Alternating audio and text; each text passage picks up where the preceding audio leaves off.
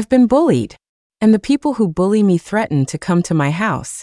I beg them not to, because they don't know that I'm the only normal person in my family. My dad is a serial killer. My mom is dangerously obsessive. My brother is a sociopath. And I'm just a poor, helpless little flower. I came home with a heavy heart. My dad opened the door for me. He was wearing an apron and had a gentle smile on his face. You must be hungry. Dad made you some snacks. His smile grew wider, but a chill ran down my spine. Dad's apron was splattered with flecks of blood. The blood was fresh. It had clearly just sprayed onto him. Dad followed my terrified gaze down and chuckled. I got the apron dirty again. Your mother's going to nag me about this. I took off my shoes, trembling, and walked into the house. A young woman was tied to a chair. Her hair was a mess, her face was covered in blood, and her lips had been sewn shut with thread. When she saw me, she let out an agitated whimper, her eyes pleading for help. I shuddered and looked away. This woman, Dad said softly, she left her daughter, not even 5 years old, all alone while she went to fool around with some guy. That poor kid got run over by a car, just a mess of mangled flesh. Can you imagine how much pain she must have been in before she died? I sat rigidly on the sofa, afraid to look in her direction. A few moments later, a horrifying scream pierced the air. The woman's agonized cries went on for a good 10 minutes before they finally faded away. Dad took off his glasses, wiped the blood from the lenses, and smiled at me. Lily, Dad's about to cut this lady up into little pieces now. It might spoil your appetite, so you should go to your room. Permission granted. I scrambled back to my room. Behind me, I heard my dad let out a long sigh. How did this kid's personality turn out nothing like ours? I heard him mutter. By now, my legs were weak and trembling. I was drenched in a cold sweat. This wasn't the first time I'd seen my dad kill someone. The first time he did it in front of me, I was only 5. As I watched in horror, my dad slit a man's throat right open. He said the man had abused his wife for years until she couldn't take it anymore and jumped off a building to her death. But the man never faced any punishment. So Dad decided to punish him personally. I took a deep breath, finally managing to calm down. But what I was most nervous about was tomorrow night. The group that bullied me every day was coming to my house. Just thinking of their faces made my stomach twist in knots. I had begged them over and over not to come. But they just grabbed my hair, slapped me a few times, and laughed, saying they wanted to see what kind of family could raise a roach like me. They have no idea that no one who has ever been to my house has ever left alive. There was a knock on my door. I opened it to see my mom standing there. She has a beautiful, harmless-looking face, but only I know how terrifying she really is. Mom smiled at me. Take off your clothes. Mom, I looked at her, almost begging. But I still took off my clothes, my hands shaking, revealing a body covered in scars, big and small. Who did this? Mom's smile grew wider. But I was the only one who knew she was furious. When she gets angry, she likes to do terrible things. When I was 5, a little boy in preschool pulled out a chunk of my hair. The next day, that boy went missing. The news said he accidentally fell from a building and died. But only I knew about the lollipop clutched tightly in his hand when he died. It was the kind my mom always bought for me. In elementary school, a female teacher assumed I was from a poor family and would often make sarcastic remarks to me. Even though my desk mate and I were on cleaning duty together, she always gave me the dirtiest, hardest jobs. She just laughed when she saw me trip and fall in the bathroom while carrying a heavy bucket of water. I didn't dare tell my family. I hated that teacher, but I didn't want my family to do anything bad. But my perceptive mom found out anyway. Not long after, I saw the news of the teacher's death. She was on her way home at night when she was tortured to death by a group of thugs. Both her arms and legs had been broken. When I saw the pictures of those thugs, my blood ran cold. I had distinctly seen my mom talking and laughing with them near our house. Mom's cold fingers traced the wounds on my body. My thoughts snapped back to the present, and I shivered violently. Mom sighed softly. Sometimes I really wonder if you're actually my child. I looked at her face and said nothing, because I knew it was true. I wasn't their biological child. I've always been soft-hearted and quick to cry.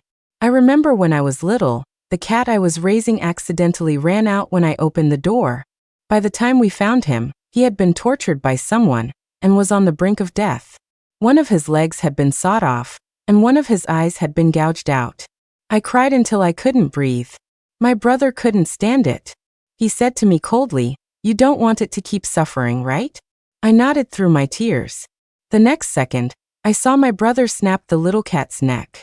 The sound of the bone breaking was sickeningly clear, but I clearly remember the corner of my brother's mouth was turned up in a slight smile. Later, Dad checked the security footage and saw that the cat had been tortured by 2 boys from our neighborhood. We went to find the boys' parents. They just brushed it off. "It's just a stray, isn't it? How much? We'll pay you for it." "Call the cops?" "Don't be ridiculous. Our kids are only 14. And honestly, you're the one who let the cat run out. I haven't even said anything about your cat scaring my kid." The boy peeked out from behind his mother, a smug, nasty grin on his face. "Mom, the cat scratched us first. Did you hear that? I haven't even asked you for money, and you're coming to us? Who knows if your cat has rabies or something?" The woman scoffed. Tears streamed down my face. "I saw on the camera that they stepped on Mitten's tail on purpose. That's why she scratched them." The boy replied without a hint of guilt, "Who said it was on purpose? It was an accident. A cat that scratches people deserves to be killed." I was so angry I lunged at him to argue, but the boy's mother pushed me to the ground. My brother helped me up and said lightly, "That's right. You have to kill animals that bite." His voice was laced with an extreme, bone-chilling coldness. My parents didn't say a word, just watched the woman and her son with smiles on their faces. The woman had apparently never dealt with parents like mine, who wouldn't argue with her or even change their expressions. She got a little flustered and shooed us away. A few nights later, I woke up crying and went to the kitchen for some water. The front door opened. I saw my brother walk in. In the darkness, his face was obscured. I smelled a faint scent of blood. A startling splash of crimson stained his jacket. "Bro, what were you doing?" I asked, my voice trembling. A terrifying thought had already formed in my mind. He grinned. "I went to take care of some animals that bite." The next day, a lot of police officers came to our neighborhood. It turned out those 2 boys had been found the night before. Their stomachs sliced open, their intestines spilled all over the ground. This is my family. They seem to dote on me, to love me, but they fill me with terror. Mom pinched my cheek. "What are you thinking about?" "I was just kidding. You're my precious baby that I carried for 10 months. Lily, I found a letter for you in the mailbox." Mom held out the envelope. I opened it, confused, and then my pupils contracted, my whole body seizing up. Inside was a photo. In the picture, I was on the ground like a pathetic dog, someone's foot pressing down on my stomach. The people who bullied me were pouring glue on my head. They were smiling so happily. I still remember what they said. "A bitch doesn't deserve such pretty hair." The pain of a high heel digging into my stomach felt as real, as if it were happening all over again. On the back of the photo, a sentence was written. "We're so excited to come to Lily's house and see how a family of bitches lives." At the end, they even drew a cute little smiley face. Cold sweat beaded on my forehead. I instinctively tried to hide the photo behind my back. But Mom didn't give me the chance. She easily snatched the photo from my hand. I watched her anxiously. Her expression didn't change at all, she still wore that faint smile. "Lily, are these injuries from them? And you cut your hair short before without telling me. Was it because of them too?" I nodded hesitantly, pressing my cheek against her hand, trembling. "Mom, please, I can transfer schools. We can tell the teacher. I'll make sure they don't come over. Don't hurt them." I was like a pitiful little animal, whimpering my weak plea to my mother. Usually, when I made Mom angry, this trick was all it took for her to forgive me. Mom laughed. Her unnaturally dark eyes stared at me. "Lily, as much as I love it when you act cute, it's not going to work this time. Didn't I tell you we have to be warm and welcoming to our guests? How could we turn them away?" Mom caressed my face lovingly, whispering gently in my ear, "We will definitely prepare the grandest, most unforgettable night for them." My body turned cold bit by bit as I heard my mother's words. That night I had a nightmare. In the dream, I was 8 years old again. I was standing barefoot in the living room. It was dark, the lights were off. My parents' bedroom door was cracked open. A faint light seeped out from the gap. I could hear them talking. Curious, I hugged my doll and walked closer. I don't know if bringing this child back was the right thing to do. Are you having regrets? Not exactly regrets, it's just this child's personality. If we don't like her anymore, we can just kill her. It's not like our garden doesn't have a body in it already. Hee hee. A chill shot up from the soles of my feet to my limbs. 8-year-old me felt as if I had fallen into an icy hell. Suddenly, the room fell silent. My parents' faces slowly peeked out from the doorway. They smiled in unison, staring at me. Children who eavesdrop on their parents are bad children, you know? I woke with a start, drenched in sweat. That conversation I accidentally overheard when I was 8 has become my nightmare ever since, like a rope wrapped around my neck. I don't know which day that rope will tighten. I'm not their biological child. That's why my personality is nothing like theirs. If one day my parents aren't happy, I'll be killed. Just like all the people Dad killed, my throat slit, watching my own blood spray out, waiting hopelessly for death. Suddenly, out of the corner of my eye, I noticed my bedroom door was ajar. I was shocked. I had locked it tight before going to sleep. A figure stood quietly in the darkness. I recognized the silhouette of those expensive, fine leather shoes. Bro, I managed to say, my voice trembling. My brother stepped out of the darkness. He's usually busy with work and rarely comes home. I hadn't seen him in almost 3 months. He looked down at me, his handsome face unreadable. What are you doing back, bro? I forced a smile. In this family, my brother scares me more than my parents. Because every night he used to be home, no matter how many times I locked my door, I would wake up from a nightmare to find him sitting silently by my bed, expressionless, staring at me intently. He reached out and stroked my ear. My brother's fingers were very cold. I flinched, fighting the discomfort. But I didn't show any resistance. I knew that the more I resisted, the more excited he would get. Mom called and told me your classmates are coming over to play tomorrow. She said I absolutely couldn't miss it. My body slowly tensed up, my back ramrod straight. We have to welcome our guests as a family, right, Lily? He chuckled softly and pinched my ear. Besides, I missed you. My brother slowly took off his jacket. He sat on the edge of my bed, his eyes like a greedy viper's fixed on me. Why can't Lily hug her brother like she hugs her teddy bear? My brother's eyes were pitch black as he spoke in a low, husky voice. His voice was pleasant, with a unique raspiness. But all I felt were waves of cold washing over me. Bro, I want to sleep. Can you leave? I whispered, my face pale. My brother stared at me for a long time. Finally, he placed a gentle kiss on my forehead. Good night then, Lily. He got up and walked out of the room. I clutched the blanket tightly, pulling it over my head and curling into a ball. I knew. He hadn't left. He was only pretending to leave, because a sticky, cold gaze was still fixed on me. When I woke up again, it was morning. I had drifted off into a hazy sleep last night. I went to the bathroom and quickly washed up. The person in the mirror had an overly fragile, pale face. I took a deep breath and told myself, no matter what, you have to stop them from coming over today. In the corner of the living room were several black, bulging trash bags. I could even smell a faint, fishy odor coming from them. My stomach churned with nausea. I didn't need to guess what was inside. But what puzzled me was that the number of bags seemed wrong. There were fewer than before. Lily, come have breakfast. Dad made you some special pork porridge. Dad, wearing his apron, beamed at me. On the dining table was a pot of steaming porridge. The air was thick with the rich aroma of meat. My brother, dressed in a suit, sat at the table and elegantly ladled a bowl of porridge for himself. I sat down at the table, my face white, looking at the unnaturally bright red chunks of meat floating in the porridge. This couldn't be. A terrible thought crossed my mind.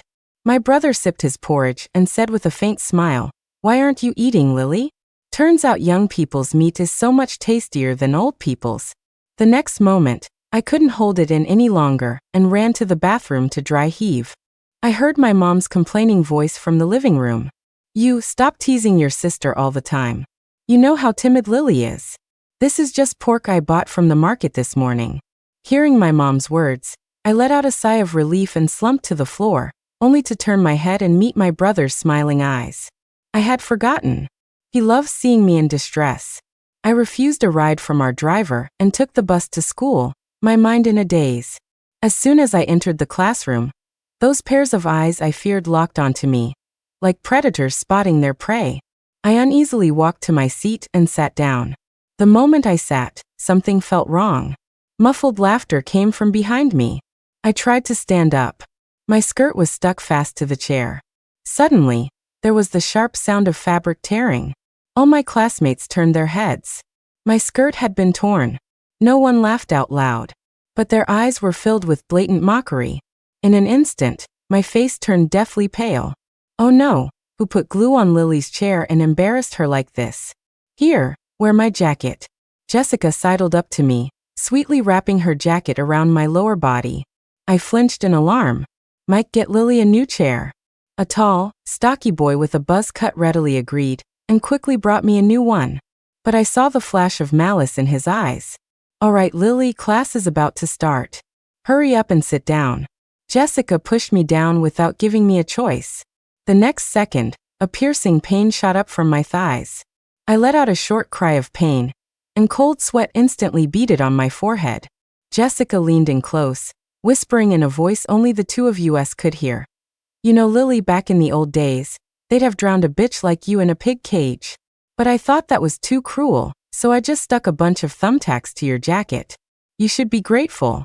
I was in too much pain to speak, only able to gasp for air. The school bell rang. Jessica went back to her seat. I could feel blood seeping from my skin. Sticky and warm. The homeroom teacher walked in. When I looked up, our eyes met. She saw my face, nearly drained of color from the pain. But she quickly looked down and nonchalantly opened her textbook. Actually, it's not like I hadn't gone to the teacher. I had told her. She said she would help me. That day, she even said she wanted to have a serious talk with me after school. The teacher's expression was so sincere. Maybe I was too desperate and missed her slightly trembling hands and unnatural gaze. The teacher took me to a quiet private room, saying she wanted to have a proper talk with me there. But the moment I stepped inside, I was greeted by the beaming faces of Jessica and her friends. That day hurt a lot, but I was used to it. In a daze, I started to laugh at myself. I knew that Jessica's father was a high-ranking official who had donated a lot of money to the school. No one dared to cross her. The pain became more and more unbearable. I turned my head and thought I saw a familiar figure flash by outside the window. The pain was too much to bear. I shot up from my seat. My deskmate gasped, "You're bleeding all over your jacket." Jessica spoke up immediately, "Teacher, I think Lily got her period. I'll take her to the bathroom." "No, it's fine. I can go by myself." The teacher glanced at me and said coldly, "Just let Jessica go with you." Whispers broke out in the class. I heard Lily's family is so poor they can't even afford pads. She just uses tissues. Ugh, that's so gross. No wonder there's so much blood. My lips parted to argue, but in the end, I just lowered my head and said nothing. Jessica's long, manicured nails dug into the flesh of my arm. It hurt. After she smilingly pulled me away from the classroom, her smile vanished, and she shoved me to the ground. I fell hard. Jessica looked down at me, her face blank. I looked up at her. When did it turn into this? A chaotic jumble of thoughts raced through my mind. When I first transferred here, I wasn't bullied. Everyone was pretty nice to me. This was a prep school for rich kids. Maybe it was because I took the bus to school every day. Or maybe it was because I just didn't fit in. Or maybe it was because the senior Jessica had a crush on cornered me after school one day, his face red, and told me he liked me. But I was just trying to protect them. All those who wanted to be my friend, who had confessed to me. One by one, they all suddenly disappeared. Because my brother would hold me tight, whispering to me like a lover, "I'm sorry, I was just so jealous. Why can they win Lily's affection?" But Lily has never once truly smiled at me. Suddenly, a sharp pain shot through my fingertips. Jessica's designer leather shoe was grinding on my fingers. "Lily, I'm really looking forward to being a guest at your house tonight. You'd better be a good hostess. Make sure we have a great time." Jessica's pretty face held a look of innocent cruelty. I looked at her for a long time before finally forcing a single, numb word from my throat. Okay. Jessica was stunned. She hadn't expected me to agree. But soon, an even nastier smile spread across her face. I can't wait. Yeah, I can't wait either. After school, Jessica and her friends flanked me on either side, afraid I'd run away. Outside the school gate, a white Maybach was parked. A tall man was leaning against the car door. The moment I saw him, my body instinctively recoiled. It was my brother. Lily, I'm here to take you home, my brother said with a smile. I saw a flash of surprise in the eyes of Jessica and her two friends. The smile on Jessica's lips widened. She said softly, Lily, how come you never told me you have such a handsome brother? I remained silent. Jessica confidently walked up and introduced herself. Hi, we're Lily's good friends. My name is Jessica. Lily invited us over to her house today. My brother raised an eyebrow and smiled. You're very welcome. When I tried to get into the front passenger seat, Jessica subtly pushed me aside. Lily, I'm not feeling well. And there's more room up front. Can I sit in the front, please? She asked my brother. Of course, my brother replied with a smile. His gaze slowly moved down from Jessica's face to her bare, straight white legs. A blush quickly spread across Jessica's face. Sarah nudged my shoulder and said maliciously, Hey, looks like your brother's into Jessica. Yes, he was. Knowing him, he was probably thinking about how to dismember those legs. If he marries Jessica, you'll be family.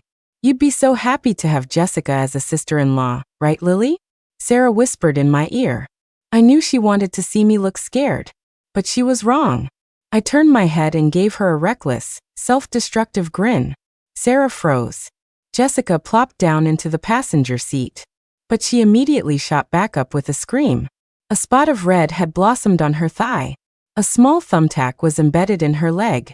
My brother put on a perfectly surprised and apologetic expression. I'm so sorry. How did a thumbtack get there?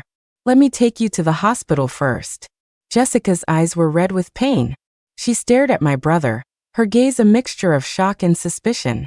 I suddenly remembered the shadow I'd seen flash past the window earlier, and my heart sank. He had been watching me all along. My fingers tightened on my clothes, and my eyes met my brother's in the rearview mirror. His eyes crinkled slightly, filled with obvious delight. I hastily looked away. We took Jessica to the hospital. While the nurse was cleaning the wound, she cried out in pain and instinctively grabbed my brother's sleeve. But she quickly let go, flustered. I'm sorry. It's okay. This was my fault, my brother said in a gentle tone. Jessica smirked and turned to look at me triumphantly. My face was pale, my shoulders trembling slightly. Sarah lowered her voice. Hey, are you scared Jessica's going to steal your brother? No. That's not it. If only she really could steal him away. Before my brother deals with his prey, he becomes unusually gentle. I was afraid. A bone-deep fear enveloped my entire body. In a daze, I saw the three of them before me dissolve into skeletons. From the moment they got in the car, they had lost any chance of survival. They ended up coming home with me after all. Mike looked around and whispered in shock, Lily, your family isn't poor at all. Why do you take the bus to school every day? I thought you were some broke loser, if I'd known. He trailed off. I scoffed internally. If you'd known I was rich, you wouldn't have bullied me? Jessica's expression didn't change much. She politely greeted my parents. My mom made everyone a cup of coffee and smiled. I'm surprised Lily has 3 good friends. She's never mentioned you. Mike probably didn't expect my mom to be so young and beautiful. His dark face flushed red. At that moment, he looked like any other ordinary, innocent boy. I watched his reaction calmly, but I had never forgotten the cruel expression on his face as he punched me in the stomach, again and again. Mike took a sip of coffee, then his eyes landed curiously on the black plastic bags in the corner. Sir, ma'am, what's in there? I gripped my cup nervously, my knuckles turning white from the force. My dad smiled slowly. Why don't you go see for yourself? Mike actually stood up and walked toward the bags. My heart was in my throat, pounding wildly. The smiles on my parents' faces grew wider. Mike opened one of the plastic bags. He clapped a hand over his mouth. It stinks. This meat is all spoiled. So gross. Mike recoiled in disgust. Inside the plastic bag were pieces of bloody, chopped meat. A foul smell wafted out of the bag. Jessica and Sarah both wrinkled their noses and instinctively covered them. That's just some leftover scraps from the butcher. I was going to feed the stray dogs in the neighborhood, Dad explained with a smile. I let out a small sigh of relief. Mike was closest to the bags, and the stench made his face turn pale as he backed away. Jessica suddenly spoke up. You know, Lily has a funny nickname at school too. My mom smiled. Oh, Jessica said, quick and light, bitch. The atmosphere froze. She smiled at my parents. But my mom or my dad or my brother showed none of the reaction she was hoping for. They looked at Jessica calmly, the smiles never leaving their lips. My mom even let out a soft chuckle, as if she'd heard something amusing. If we're describing Lily as a cute little puppy, I suppose that's quite fitting, Dad said cheerfully. The smile on Jessica's face started to look strained. Sarah and Mike looked at my parents as if they were idiots. Sarah leaned over and whispered in my ear, "Are your parents morons or something? Can't they even get such an obvious hint?" Her voice wasn't quiet. It was loud enough for everyone to hear. But my parents acted as if they hadn't heard a thing. Annoyed, Sarah chugged a large mouthful of her coffee. Suddenly, her expression turned strange. Sarah spat something out. Her eyes widened in horror. What is this? Why is there a human finger? Sarah shrieked in terror. But everyone else just frowned at her. A finger? That's a human finger. Lily's parents killed someone. Sarah screamed, her words a jumbled mess. Sarah, calm down. Take a closer look at what you spat out, I said evenly. Sarah, breathing heavily, mustered the courage to look again. Her face went white. How did it turn into a sugar cube? I swear I just saw a finger, she stammered. What finger? Have you been watching too many horror movies? Mike scoffed. I coolly lifted my gaze to the window. Outside, a patch of unusually vibrant flowers was growing. I've heard that if you grind these flowers into a paste and add it to food, it can make people hallucinate. It took Sarah a while to calm down. But soon it was Mike's turn to act strangely. He kept glancing toward the plastic bags, saying nervously, "Do you guys hear that? A sound, it's coming from the plastic bags. A constant rustling. Are there rats in there or something?" Jessica frowned. What are you talking about? You guys don't hear it. Mike jumped up from the sofa. His face was grim. It's a constant scratching. It's so loud. How can you not hear it? Suddenly, the expression on his face froze. Mike looked as if he'd seen something terrifying, a broken whimper escaping his throat. I had never seen such a frightened look on his face. I couldn't help but wonder what he was seeing. The next moment, a stinking liquid trickled down from his pants. Jessica and Sarah shrieked, "Mike! Are you sick?" But Mike didn't seem to hear them. He stared intently at the plastic bags. "She's crawling out. That woman is crawling out of there. Don't you see her? She's crawling out." He rambled on like a madman. And my parents and my brother, the smiles on their faces blossomed to their widest. Sarah was the first to break. She started crying, saying she wanted to go home. "This place is too weird. I want to go home." Although Jessica hadn't seen anything, she was frowning deeply, clearly sensing that something was wrong. "We're leaving." She stood up, grabbed her bag, and was about to leave when she froze, staring at me. Impossible. The color drained from Jessica's face. She looked at me as if she'd seen a ghost, muttering, "You're supposed to be dead, Chloe, you're dead." I knew Jessica was starting to hallucinate too. I'd heard the name Chloe before. The person Jessica and her friends had bullied before I transferred was Chloe. They said she couldn't take it anymore and jumped from the school roof.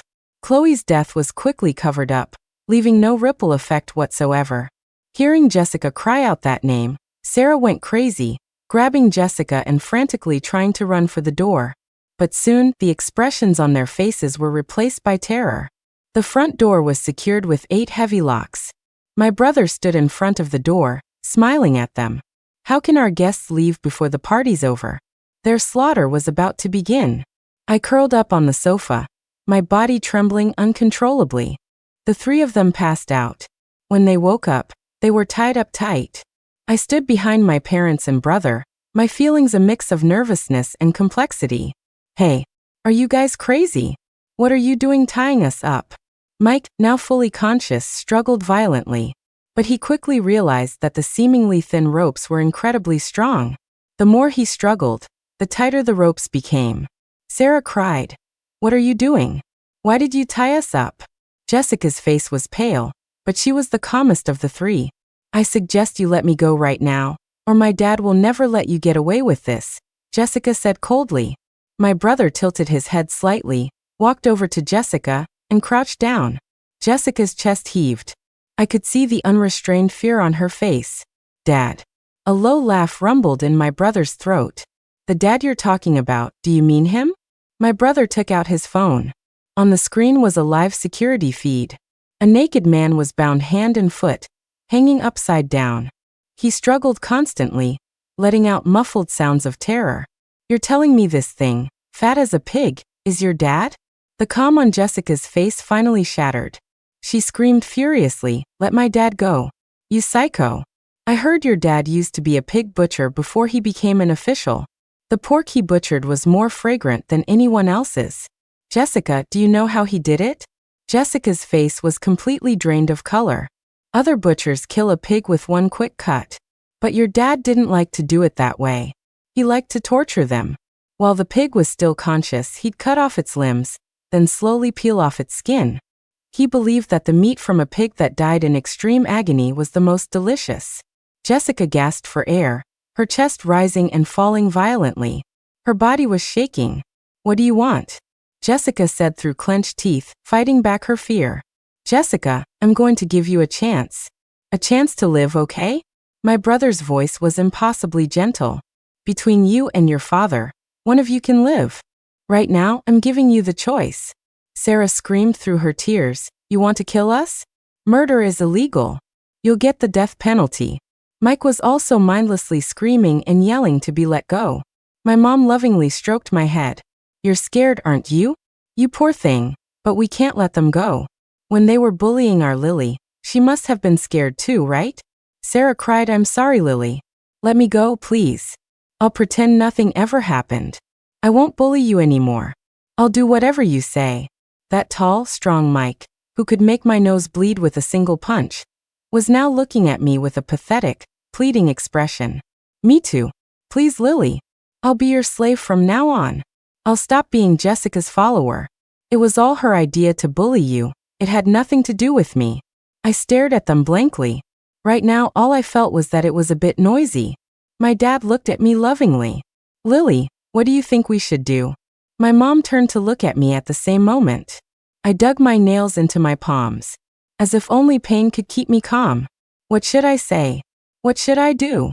My heart was pounding in my chest. After a long silence, I heard myself say softly, you guys decide. In that instant, the last bit of color drained from their three faces. So a living person's face can sometimes look just like a corpse. Brother. Jessica, my patience is running out. I'm only giving you 3 seconds. 3, 2, 1. Pain and ferocity flashed across Jessica's face. Finally, she clenched her jaw and said viciously, I want to live. A smile spread across my brother's face. As you wish. On the monitor, a giant electric buzzsaw appeared beneath the man. The next second, accompanied by the man's pig-like squeal, flesh and blood flew everywhere. The man was sawed in half. Jessica let out a scream and broke down, wailing uncontrollably. I watched her silently. Sarah was so scared she wet herself. She was shaking like a leaf. Mike's face was ashen. He was too terrified to even speak. They never thought my brother would actually do it. He had just killed someone in such a brutal way. Yet the expression on his face hadn't changed at all. My dad's dead, so can you let me go now? Please, brother, let me go. I'll do anything for you, Jessica begged. I did terrible things to Lily. I know I'll change. We're not even adults. We're just kids. I'll listen to Lily from now on, okay? Jessica pleaded pitifully. My brother lowered his head, looking at her with pity. You'd believe the words of a madman? I've read Lily's diary, my brother sighed and said slowly. My lips moved slightly, but in the end I said nothing. Lily wrote that she begged you to let her go too. She's very kind. She can't bear to see anyone die for her. She gave you so many chances to live, but you still wouldn't let her go. Now you've used up all your chances. What was that nickname you had for Lily at school? Alright, bitch. Lily, how about I show you what a real bitch looks like? My brother turned his head, his dark eyes staring at me. The memory, thick with the smell of blood, flooded my mind. My hands were shaking uncontrollably from extreme tension. I knew what he wanted to do. A violent shiver ran through me. The temperature around me suddenly felt damp and cold. Mom sighed. Alright, stop asking Lily. You know how soft-hearted she is. Realizing my brother had no intention of letting her go, Jessica began cursing us with the foulest, most venomous words imaginable. My brother paid her no mind, instead very seriously sizing up Jessica's calves. The legs are too long. A dog's legs are short, right? We'll have to saw off quite a bit. The arms are too long too. Despair finally consumed Jessica. She suddenly remembered how this man had stared at her legs before she got in the car. So that's when he'd decided to turn her into a dog. Lily, the next part is going to be very bloody. I know you've never liked it, my brother said with a grin. Mom took my hand. Lily, let's go downstairs. We'll leave the dirty work to the men. Lily, don't go. Please save me. Lily, you can't just watch us die. We're sorry, we were wrong. Save us. The three of them were a mess of tears and snot, screaming for me to save them. I numbly looked at the three faces that were once so arrogant. Overwhelmed, I muttered, I told you you could do whatever you want to me, just don't come to my house. I told you so many times. Finally, I turned my head and followed my mom out of the room. The door closed slowly in front of me. What I couldn't see were their eyes, filled with absolute despair. Just like every other person I'd seen killed before. From inside the room came screams. Ear-piercing screams. But my house has a lot of soundproofing, so there's no need to worry about the neighbors hearing anything. I should be used to it by now. But the immense fear and torment of my conscience still brought tears to my eyes. I buried my face in my mother's embrace and began to sob quietly. Mom stroked my hair again and again. After crying for a long time, I looked up and stammered, Mom, will you kill me like this one day? That night, I heard everything. I'm not your real daughter. Mom looked at me in surprise, then she smiled. You mean what you heard when you were 8? What your dad and I were talking about? Silly girl. How could you think you're not our biological child? Mom would never lie to you. You're the precious baby I carried for 10 months. Then I said in disbelief. Mom sighed softly. We didn't want to tell you this, but now that you're grown up, you have the right to know the truth. Actually, your brother is the one we found. We thought he was a normal child, but as he grew up, his personality became more and more like ours. No, to be precise, he's a natural-born sociopath. We were worried he might harm you, so we kept debating whether we should get rid of him. But your brother, he really does love you. I mumbled a quiet aha and clutched my mom's clothes tighter. At that moment, the screams from upstairs stopped abruptly. The door was slowly pushed open. My brother stood on the second floor. I looked up and met his eyes. His face, splattered with blood, was still as handsome as a god's. He looked as if he was afraid of scaring me, frantically trying to wipe the blood from his face. But he didn't know that actually. I was very happy. My name is Lily. My parents are both natural-born sociopaths. Unfortunately, I didn't escape it. I inherited the same trait. I'm just better at hiding it. When I was 8, I already knew my brother was adopted. To be honest, the moment I learned the truth, I was incredibly relieved. I love my brother. The kind of love that makes me want to eat him, to sew him into my body, so we'll never be separated for all eternity. To make my brother protect me, I worked hard to pretend to be an innocent little flower. Every time he snuck into my room at night to watch me, I couldn't help but tremble. Not from fear, but from excitement. I love my family very much, but they can be a bit simple sometimes. I don't know if that's the right way to put it. They like to kill people, but they're often careless. The day my brother killed those 2 boys, I was the one who cleaned up the scene for him. The reason my dad has never been caught after killing for so many years is because I've been diligently cleaning up his messes. Even though my life is hard, and I have to constantly cover for them, I still love my mom, my dad, and my brother the most. The end.